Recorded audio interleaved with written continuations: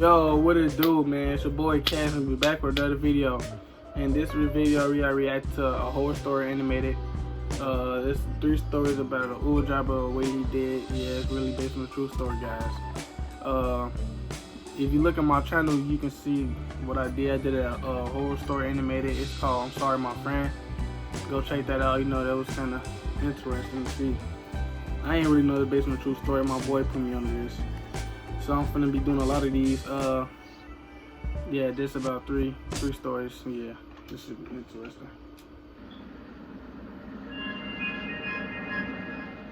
I was about to close for the day when my phone pinged. Someone ordered a ride. I checked the details and discovered that it wasn't far from where I was. I closed my eyes, exhausted.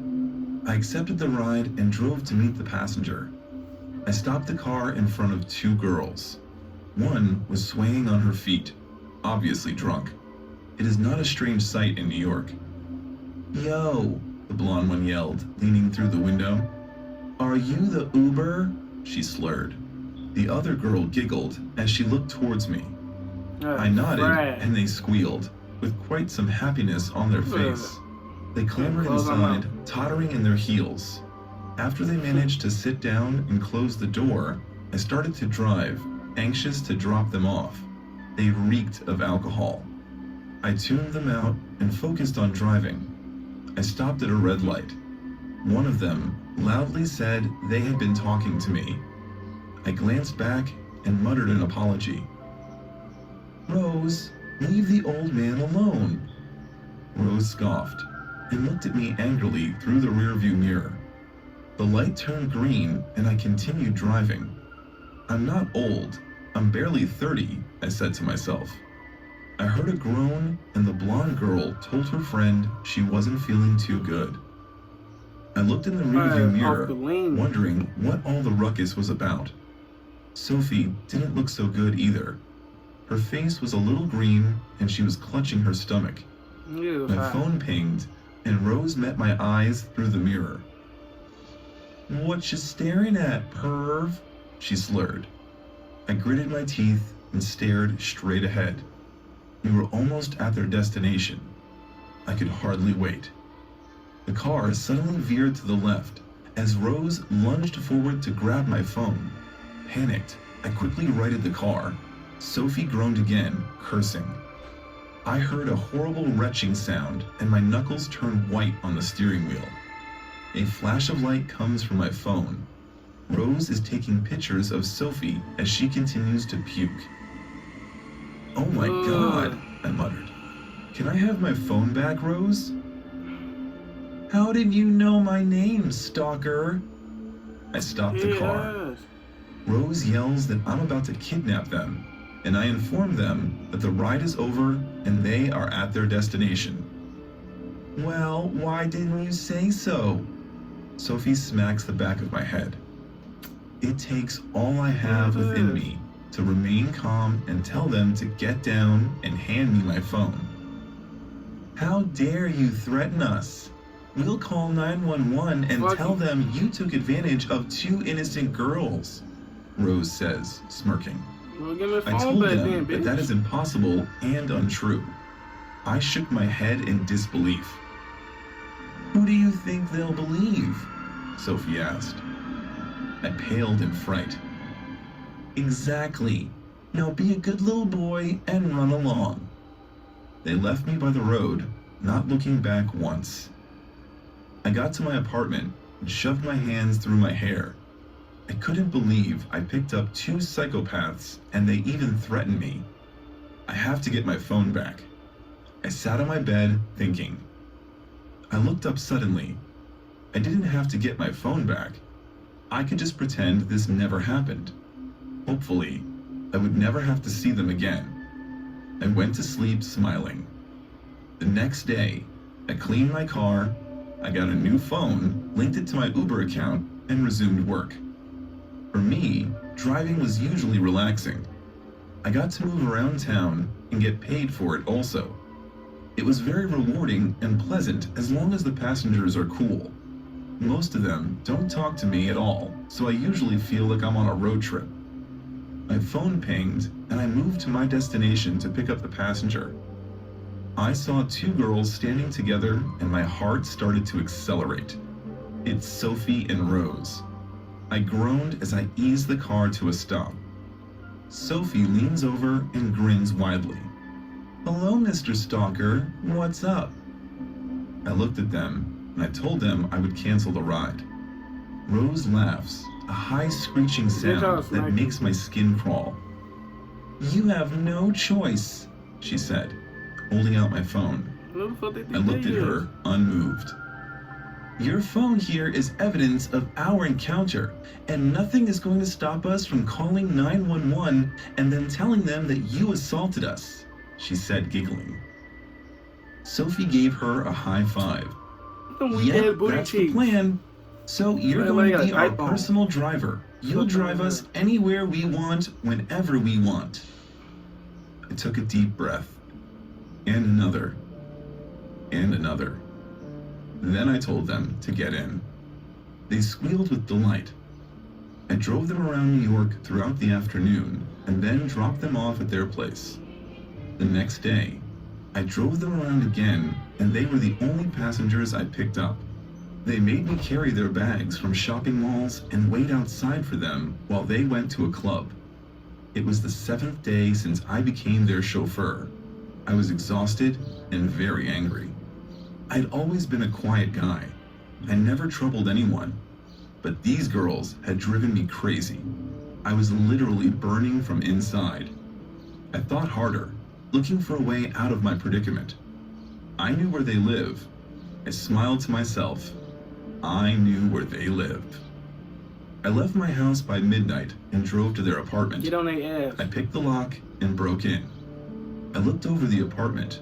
It was a very messy place with clothes strewn around and pizza boxes everywhere. After I opened a few doors, I found their bedroom. They were sleeping on the same bed. I removed the duct tape from my coat pocket and moved over to them very quietly. I covered Sophie's mouth with duct tape. She didn't even move.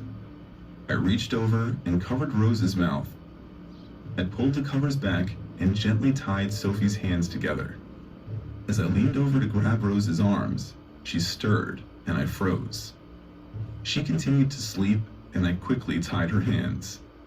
She opened her eyes groggily and they immediately widened when she saw me. She tried to scream and then discovered that her mouth had been sealed tight. She thrashed on the bed, waking up Sophie in the process.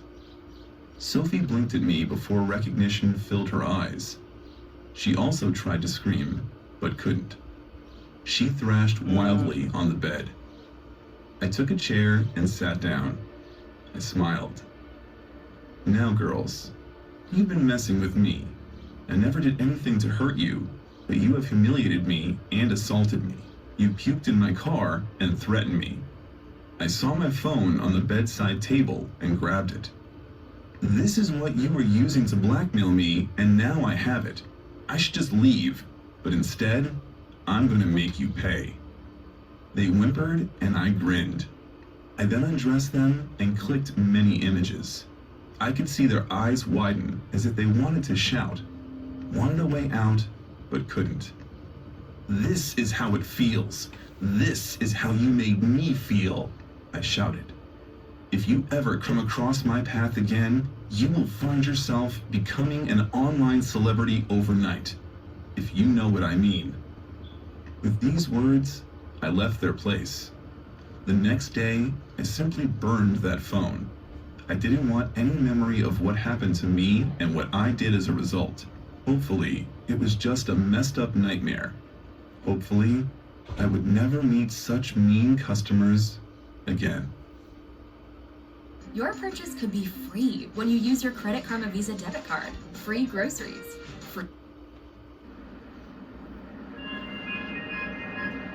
This happened about a year ago. There were so many terrible factors working against me that night, I'm astounded I got away unscathed, at least physically. This all begins when I'm in my friend's apartment, who lives in a really rough part of town. In a series of poor decisions, that night I decided to get belligerently drunk and take a few pills of God knows what. I know. Shit, they Safe to messing say, with him. after a solid night of Leave him partying, fucking around alone 4 a.m., I was not in the right state of mind. Fuck. My drug-addled brain decides that instead of Okay. staying the night at my friend's apartment like I normally would, I wanted to Uber back to my own apartment. My friend's apartment Stop had two drinking liquor if you separate can't entrances control and it. exits Please to the don't drink building, liquor if you one can't in the control back, unlit, parking lot of the building, and one facing the street. Man, especially females. They had 2 sets of keys for each door, and I only had keys to the one in the back of the apartment. Since my Uber would obviously arrive at the street and the door in the front of the building locked itself behind you, I exited this way when the driver was soon to arrive. Looking back, standing outside that apartment, I realized I looked like the easiest target on the planet. I'm a small petite female in my early 20s and I can hardly stay upright. I'm using a street lamp to prop myself up and not doing a good job at either. The light was basically a beacon for any nearby predators saying, "Come get me." I'm not paying attention to my surroundings at all in this state, despite the fact that there are literally a bullet hole in the front door I just came out of. Not good. I remember checking to see what car I was getting picked up in and was only able to pick out the fact that it was a black sedan. Soon after stepping outside, a black sedan pulls up to the curb and starts rolling down the windows, so I step forward. Before this man even His spoke, ass I ugly. could feel something was wrong. He had an expression like he was tearing me apart with just his eyes. After seeing that He look look, like a monster. it gave me a new meaning to the word predator to describe a criminal because I then knew what it felt like to be prey. He basically barks at me. "I'm your Uber driver." This was the second red flag that somehow made its way through my brain. Normally, Uber drivers just roll down the Come window on, and say, boy. You your a name dog or or a fucking any human version being? of Nigga, that, pick but one. always include your The name. fuck? I think I just stared at him for a second, my brain slowly piecing together the situation I was potentially in, and I asked him, "What's my name?" He immediately is enraged and starts screaming about how he doesn't have freaking time for this and just get in the effing car, etc., etc. I don't think I've ever been sobered up so fast in my life. I'm completely panicking. Obviously, this wasn't my Uber. Quickly checking the license plate, I immediately see it's not a match. Meanwhile, this guy is still screaming at me and I have absolutely no idea what to do. If I bolt in either direction, this guy could easily outrun me or even have a weapon. I'm also pretty sure at this point that if he's trying to nab a random girl off the street, he must have a weapon of some sort. I can't run back into the apartment door right behind me since it locks behind you and I don't have the keys nor the time to unlock it. Running towards the back door would do nothing as well, and as he's idling right by the mouth of the driveway towards the back parking lot, and again, I would have to take time to find the right keys and get in. If I screamed, I'm not exactly in the type of neighborhood where someone would try to be a vigilante, and I can still hear the music radiating from my friend's third-floor apartment. I knew they wouldn't hear me. It's also 4 a.m. and absolutely no one is around. It was the absolute worst feeling I'd ever felt in my life. Everything in me wanted to run, but I felt that if I did, it would be the end of me.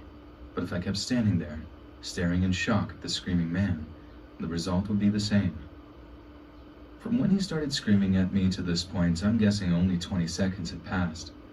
Just as he's looking like he's getting ready to get out of the car, another black sedan pulls up right behind him. That's the driver. Checking the license plate as quickly as I can, I realize it's my actual Uber, and make a full sprint to the car, really only like 6 steps, and throw myself in, screaming at my real Uber driver, "What's my name?" The poor dude looks terrified, but responds with my name quickly, to which I reply, "Get me out of here. That man's trying to kidnap me." If I was in this Uber driver's position, I think I would be too shocked to react as quickly as he did, but my dude flew out of there, offered to call the cops for me, which I declined and now regret, and then walked me to the front door of my apartment, ensuring I got inside safely. Truly an incredible human being.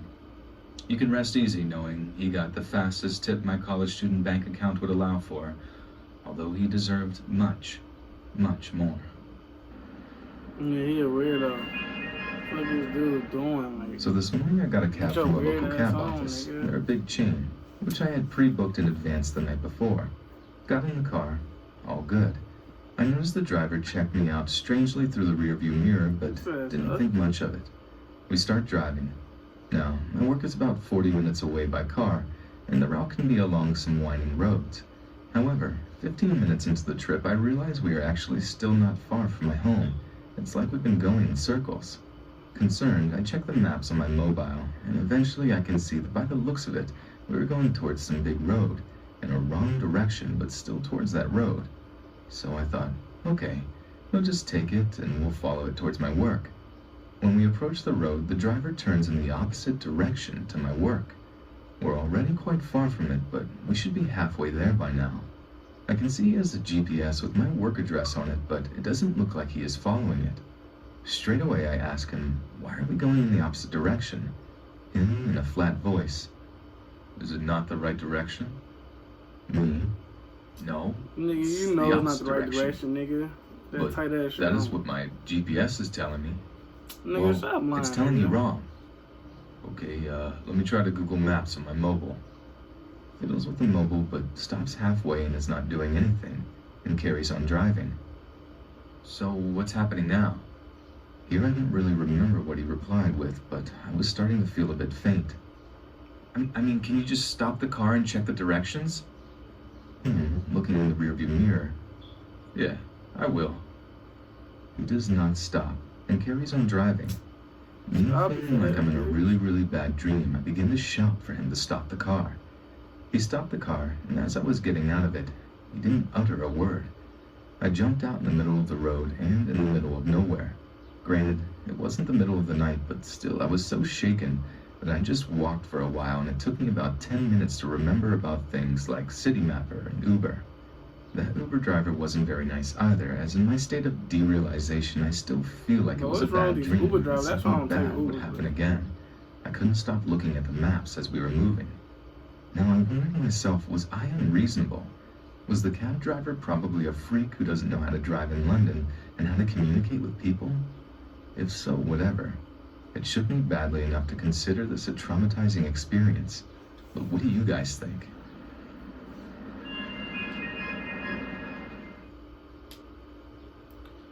Alright, that'll do for the video. What y'all think about that? Should I do more stories on that? Comment how y'all feel about this. You know, subscribe, like, make sure I do all that stuff. It's your boy Chaos, and I'm out.